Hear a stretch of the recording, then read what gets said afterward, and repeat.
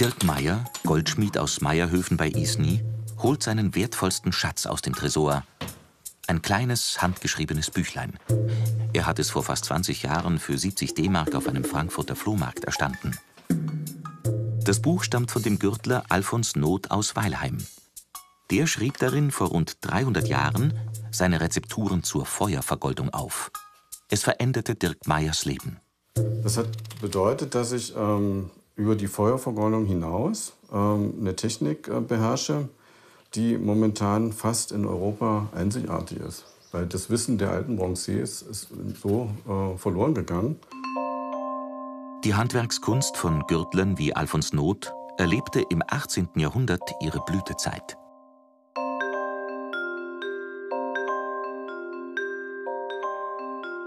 Ich muss ihm ganz dankbar sein, dass er das überhaupt aufgeschrieben hat. Sonst hätte ich das Wissen nicht heute.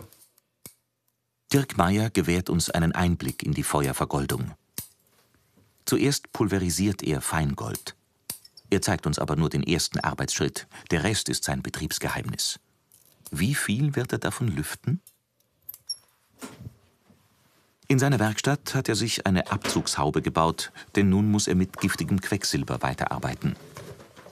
In dem luftdicht verschlossenen Kasten vermengt er das Feingold mit dem Quecksilber zu Amalgam. Das wird später zur Feuervergoldung auf metallische Gegenstände aufgetragen. Arbeitspause. In Magdeburg hat Dirk Meyer noch in der DDR-Zeit das Handwerk des Goldschmiedes gelernt. Nach der Wende passierte dann etwas, was ihn schockierte.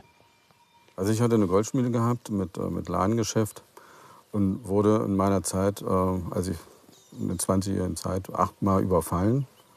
Und das letzte, das i-Tüpfelchen war, ich wurde fast bald erschossen worden. Also der war ein Raubüberfall mit Schusswaffe halt. Und derjenige hat auch abgedrückt.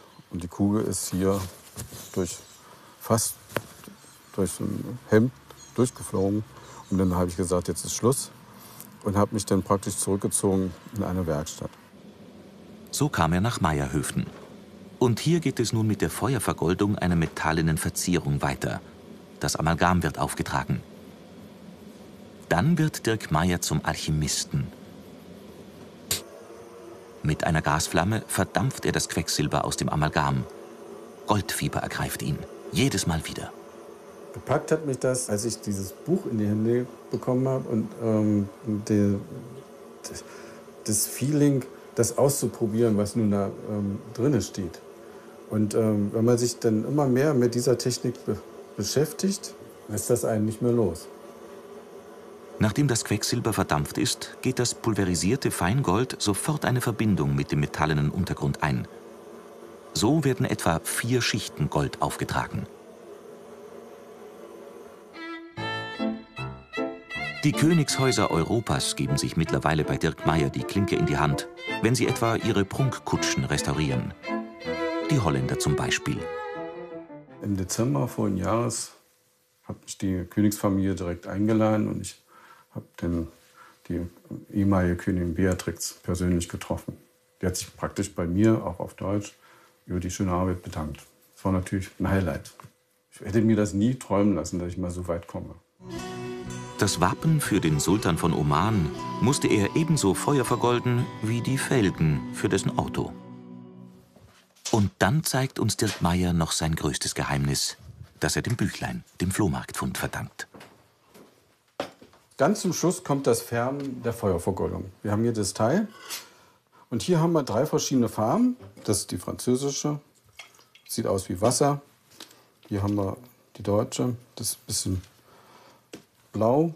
Und hier haben wir so ein milchig weiß, das ist die Wiener Farbe. Da zeigen Sie uns das doch. Na, ich zeige Ihnen das, wie das so ist. Das andere ist Betriebsgeheimnis. Das zeige ich jetzt momentan keinen. Nur Dirk Meyer kennt die Rezepturen, wie die Feuervergolder vor 300 Jahren die jeweiligen Färbungen zustande brachten.